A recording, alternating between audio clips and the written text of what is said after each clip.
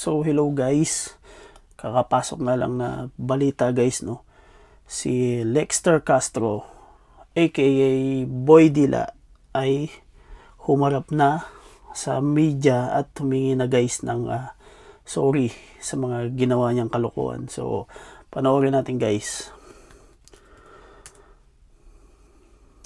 Okay, so isang magandang hapon po sa inyo lahat, mga kaibigan po natin sa media.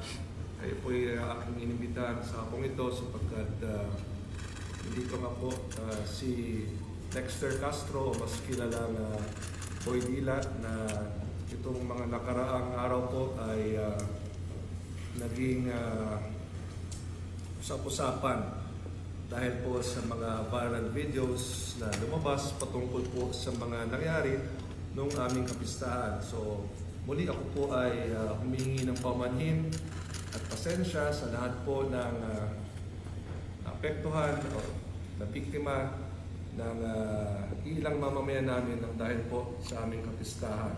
At isa nga po sa talagang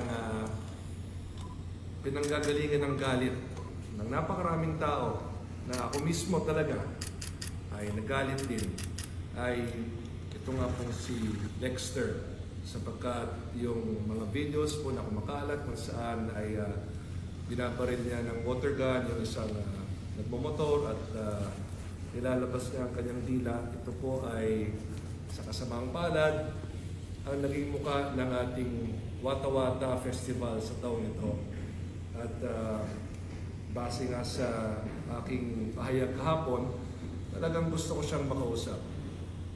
Gusto ko siyang makausap at gusto ko maintindihan niya na ang kanyang ginawa ay nakakasira sa imahe ng lungsod ng San Juan at ganoon din sa ating Wata-Wata San Juan Festival at sa kapistahan ni San Juan Bautista. Talagang sinikap kong makausap siya.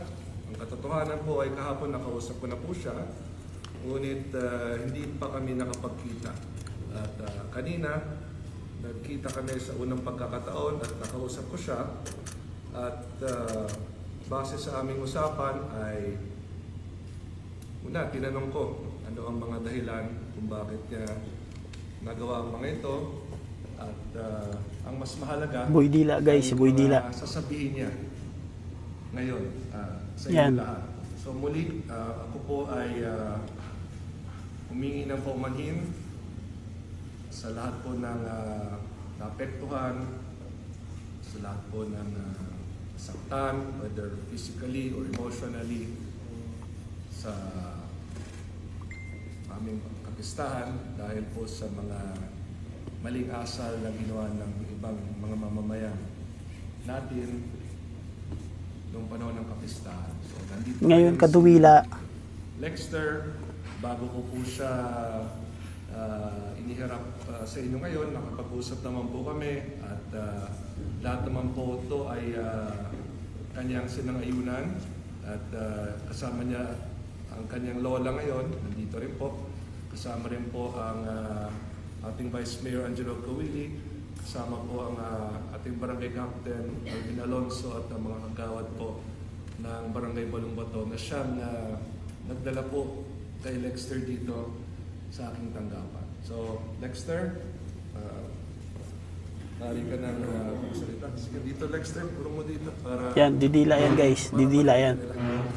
Una po nagpapasensya po ako sa amin ngayon na sinagawa ko po.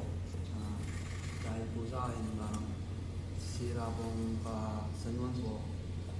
Lahat po humingi po ako ng paumanhin sa inyo sa mga sabi ko po sa inyo. Lalo na po sa rider, humingi po ako ng tawad po sa inyo at gusto ko po kayo makita sa personal din na gusto ko po sa inyo ng paumanhin po. Sa mga nagbabanta po sa akin, hindi ko na rin po maisip yung ano po, stress na rin po ako kung ano-ano na lang din po lumalabas sa pagbabanta sa akin na lalo na po sa mga pamilya na humingi lang po ang tawad sa mga nagawa ko, sa mga tingin sa akin ng tao. Hindi naman po ako masamang tao, mabait naman po ako. Yun, guys. Hindi naman pala masamang tao eh. Dumila lang naman eh. Walang masama dun.